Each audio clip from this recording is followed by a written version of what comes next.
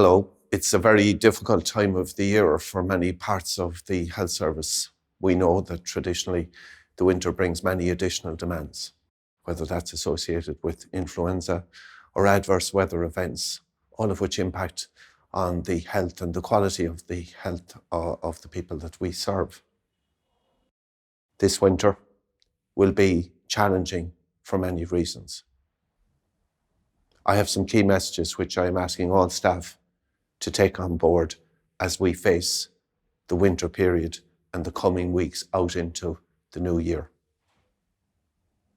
Firstly, again, I want to remind all healthcare workers of the importance of availing of both the flu vaccine and the COVID-19 booster. Both of these are widely available. They are available to all healthcare workers, and I can't encourage you enough to please avail of that opportunity. The opportunity to protect yourself from harmful illness, the opportunity to protect your families, the opportunity to protect your community. We are some 150,000 people. That's a very big footprint in a lot of communities. But most importantly, the opportunity to protect the public, many of them vulnerable and compromised, who come to use our services, who come into our buildings, not just our hospitals, but our primary care centres and other facilities. Please take the opportunity, get the flu vaccine, get the COVID-19 booster, and please do the right thing.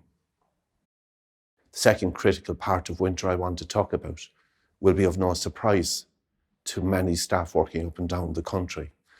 And that is the very visible pressure we see in our emergency departments every day of the week. Firstly, I want to express my sincere thanks to our staff right across the hospital community and other parts of our system, including our partners in general practice and in voluntary organisations, for the effort made this year to reduce the average waiting time on trolleys in emergency departments and to reduce for several months now the average number of people on trolleys waiting for a bed in our hospital system. There have been some truly remarkable outcomes and results from those efforts. Yes, we still remain challenged, and that challenge then is a challenge for the public and how they experience us. But it is really important that we take the benefit of what we know has worked for the past few months, and we double down on that effort as we face into, and are indeed now in, that very busy, most pressured period. How did we see those results? We saw those results in 4 very important areas of activity. The first is in ED avoidance. Anybody who needs an emergency department should come to it. We continue to give that message. But we know that many people, for many reasons, come to our emergency departments when other pathways are available to them. That is not their fault, but it is important that we make those pathways as available as possible and that we make them very visible to the public.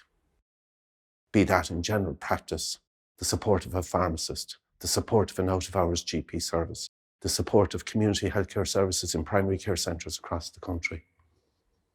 All of those options are there for people. And then as we progress further, the support of medical assessment units by GP referral, the support of local injury units. Many houses across the country will get reminders from us over the coming period about the use of the local injury unit. That avoidance, every person we avoid presenting unnecessarily at an ED department, helps to reduce the pressure. The second area of focus is in the emergency departments. The flow of patients through the departments, the efforts of staff, the need to watch all people who've presented in the department from a purely safety perspective, the need to attend to the comfort needs of vulnerable people, particularly those over 75. And again, great progress made in the past few weeks, but more to do. We cannot have a situation where people over the age of 75 who need admission to hospital are left waiting on a trolley, and certainly not for more than 24 hours, which of itself is far too long a period. And then as we move through the hospital, We have in-hospital operations, the decisions that get made every day. And it's here we have seen great success over many weekends and bank holiday weekends. Very significant levels of discharge activity on Saturday and Sunday. Not only because serious senior clinical decision makers come into work to make those decisions, and I want to thank them for that, but also because all of our other services in the hospitals, be that in diagnostics, be that in bed management, and our services out in the community to facilitate discharge, have all worked and doubled down on their effort to facilitate timely discharge. We know there's a direct correlation between the amount of people delayed being discharged from acute hospitals and the amount of people waiting in emergency departments. And so that fourth area of discharge and facilitating timely discharge is the responsibility of both our community services and our hospital services. And so in those four areas, I'm asking for maximum effort. We will make every effort to support you. And every day over the period, we will engage directly with senior clinical and hospital management and community management leaders and our public health staff to give the best possible level of service.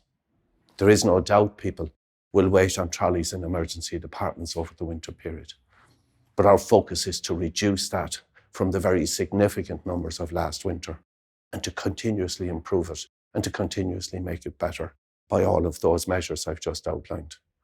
My appeal to you, to all of our staff this winter, is to play your part as we prioritise our response to the people who need us the most. Thank you.